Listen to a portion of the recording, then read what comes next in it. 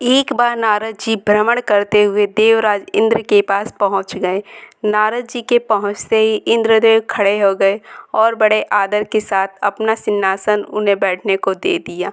बातचीत के दौरान इंद्रदेव ने महामुनि नारद से कहा, देवर्षि, आपको यहाँ की जो अप्सरा सबसे सुंदर लगे आप उसे आज्ञा दीजिए, वो आपके समक्ष नृत्य करेगी।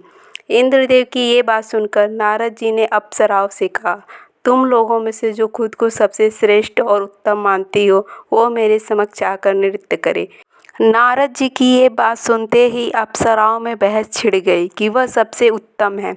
देवराज इंद्र समझ गए नारद जी से बेकार में ही पूछ लिया, अब तो यहाँ नृत्य नहीं कुछ और ही होने वाला है। तब नारद जी ने इस समस्या का समाधान करते हुए कहा कि मेरे पास इस समस्या को सुलझाने का एक उपाय है। यह सुनकर अप्सराएं खुश हो गई और बोली, नारद जी तो क्या है वो उपाय। तब नारद जी ने कहा, यहाँ से कुछ दूर पर ही दुर्वासा ऋषि आए हैं। जो अप्सरा अपने नृत्य से उन्हें लुभा लेगी वही सर्वश्रेष्ठ कहलाएगी। दुर्वासा ऋषि का नाम सुनते ही सभी अप्सराओं ने मना कर दिया, मगर वफू नाम की एक अप्सरा ने इस चुनौती को स्वीकार कर लिया और वो उन्हें लुभाने के लिए उनके पास चली गई।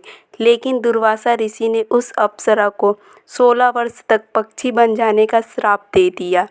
दुर्वासा ऋषि ने कहा, इस दौरान उसके 4 बच्चे होंगे, लेकिन उसका वध एक शस्त्र के द्वारा होने के बाद वो अपने बच्चों से बिछड़ जाएगी और फिर उस शस्त्र से मरने के बाद ही वो श्राप मुक्त हो जाएगी।